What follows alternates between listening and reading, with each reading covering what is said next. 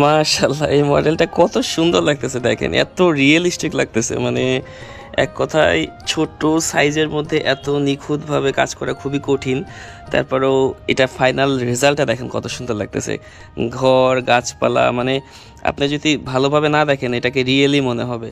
এই দেখেন বাঁশের বেড়া, পিছনে ঘরের পিছনের সাইড দেখেন, একদম পিছনের সাইড যেরকম বাস্তবের মতো লাগতেছে। আর এই দেখেন, এই যে এই সাইড দিয়ে রাস্তা চলে গেছে, রাস্তাগুলো কিন্তু একটু উঁচা। ওই সাইডে দেখেন গাছগুলো একটু উঁচা মাটির উপর হয়, মানে গাছের শিকড়গুলো যেমন মাটি ধরে রাখে এই জন্য উঁচা হয়ে থাকে, ঠিক এরকম। তারপরে গাছের শিকড়ের নিচে কিছু গাছ, ছোট ছোট ঘাস। এই দেখেন আবার এখানে যে ঢিপি, এই দেখেন রাস্তাগুলো অবশ্যই উঁচা হয়, তাই না? আর যে জমি ধান ক্ষেত এগুলো একটু নিচের দিকে হয়। সো কতটা সুন্দর লাগতেছে দেখেন, এর আউটলুকটা কত সুন্দর মাশাল্লাহ, মানে দেখার মতো। পিছনের সাইডটাও দেখেন কত সুন্দর। এই সাইড থেকে আমি সব সাইড থেকে ঘুরে দেখাই।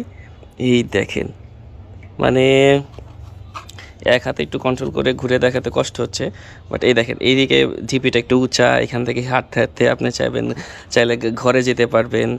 আবার ঘরের কাছে দেখলে দরজা জানালা সবই আছে, ওই দেখেন।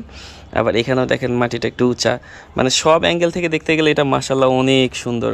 তারপর সূর্যের আলো পড়তেছে গাছের উপরে, গাছের ছায়া টিনের চালের উপরে, মানে একদম পুরা গ্রামীণ একটা পরিবেশ মাশাআল্লাহ।